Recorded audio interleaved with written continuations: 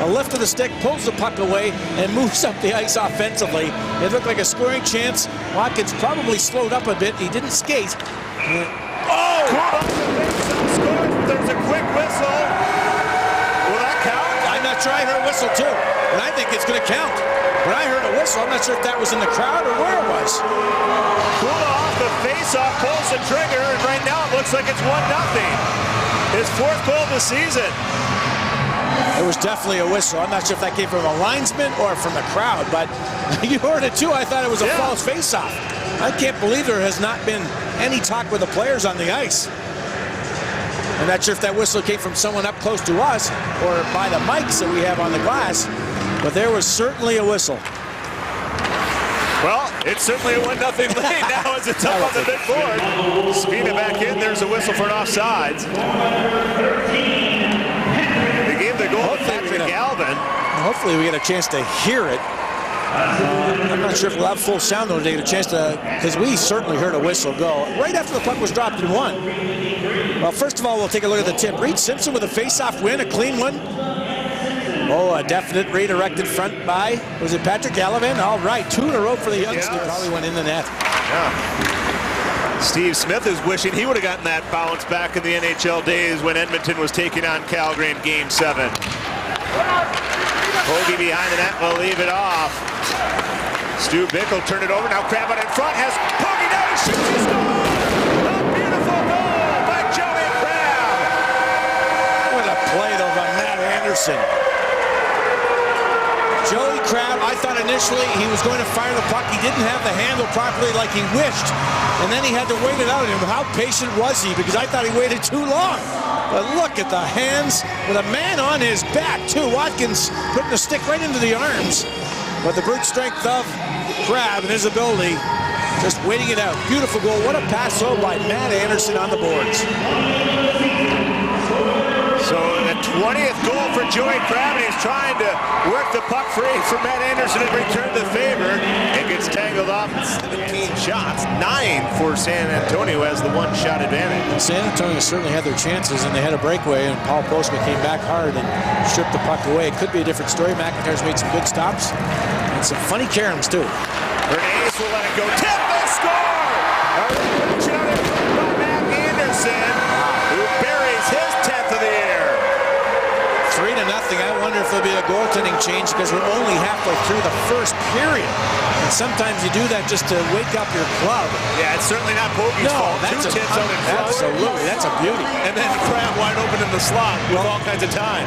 Remember last time we were talking, I was going to say something about faceoffs. I mentioned faceoffs. The Wolves were losing a lot of faceoffs in their own zone. And here's what happens when you win a faceoff in the offensive zone.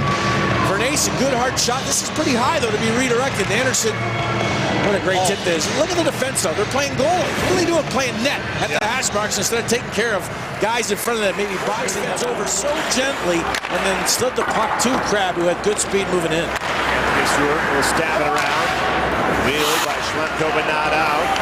Postma played it off of Crabb and picked up by Kyle Turris.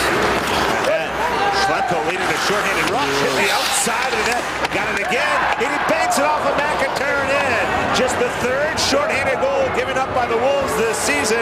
The 8th scored by the Rampage. Well, I hate to say this, but some laziness, I guess you would say, on the power play. Just not quite in sync. And ended up being a 2-on-1 and a very good break for Schlemko after the initial shot. I think on this shot that Drew MacIntyre thinks it went in. He looks behind him over his shoulder.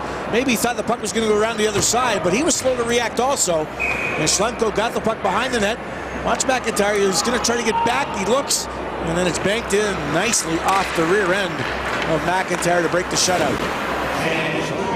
For that spectacular show and well-deserved for what he did here in Chicago. 4 championships in 11 years as the head coach with the Wolves. And he deserves to have his name up with the 2 Wolves greats, Wendell Young and Steve Malta, who had their numbers retired. Proctor behind the net, creating. Now play towards the point. Heshka picking up. Gives it over to Schlemko. Opening for him. Tipped wide out in front by Jeff Hogan.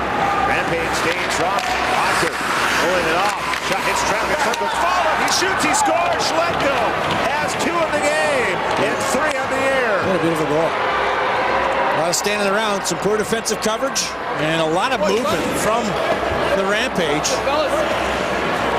Good control here. That was in good position at the time. Here's the wrist shot that is not, I think it's blocked, and we don't see where the puck went, but Schlemko, the defenseman, is peeling in. Yeah, and he's going to collect that rebound that never got through. And what a backhander on the short side that is. Well, there's the block off Arturs Kulda. Picked up by Schlemko in the left point position. Not sure who was back at that point, but not watching Schlemko as he just walked his way in, picked up the puck, and went top shelf under the bar with a beauty. Trying to find some room. Slides it up the left side, and it's out to center. Hoagie on the bench. Penalty call coming up on the Wolves as Kosovo touch up. And for the final 30 seconds, San Antonio will have the man advantage as Jeff Smith is going to put San Antonio in the power play for the third time this period. You cannot be in that situation. You have to have staggered defense. Two guys parallel with each other. There's a seam there, and one guy has to pull a guy down. You can complain all you want, but overall, it was great pressure by the forwards, and a man should never be in the position to be behind you in this situation. There's the play. Puck gets through, and that's interference. I mean, you got your stick in between the legs. There's no arguing whatsoever. That's a penalty, but they should not have been in that situation. Somebody should have been back staggered. One man may be high, the guy on the side of the puck. The second man, the defenseman, should be back deeper. Well, right now, Ray Edwards is going to use his timeout to draw up some strategy. And the Wolves' strategy so far in this third period has been the goaltending of Drew MacIntyre. Well, especially early on in the power plays, there was numerous stops Drew MacIntyre made. This one here was just an awkward one that luckily got through. On the opposite side, Sullivan was sitting there waiting, but he missed it. There's McLean with a beautiful redirect from Bodker's pass. And here we go again. 2-on-1 situation. No break. Oh, good shot, but what a stop there. Just holding his own. Usually goaltenders might make that first move and open up a little bit, and he did not, Drew. And an excellent stop. He's faced 11 in each period. Well, we better not give up another shot this period then. There's a look at Justin Pogge, who sits on the bench. So 6-on-4 for San Antonio on their third power play of the game. The best thing about this, if there is best things, you can ice the puck here. With a man in the box, you can win a faceoff and throw it down with no icing. So Kevin Dole will take the face-off. Kulda and Jellius the deep pairing. Crabb joining. Dole up front on the penalty kill. Jellius was after in the corner. San Antonio's picked up points in 5 straight games, trying to extend it. Down by 1. Final 22nd. Pass towards the point. Schlemko with both goals. Will hand it off to Heshka. Back to Bodker in the corner. Heshka lets the shot go. Skips through. Final 8 seconds as it's controlled by Schlemko. Moving it over to Heshka. 3 Rampage players on the front. Shot off of Jellius to the corner. And the Wolves count them out. They've now won 11 straight games with points as they celebrate a 3-2 victory in front of Drew MacIntyre, who's now won 6 in a row. Well, that was a heck of an effort by Drew MacIntyre. I love the fight, too, with this 6-on-4 situation. The Wolves very desperate, did everything they possibly could to defend. But what a period it was for Drew MacIntyre. Here was a story after the 3-0 lead for the Wolves, and then a bit of a meltdown.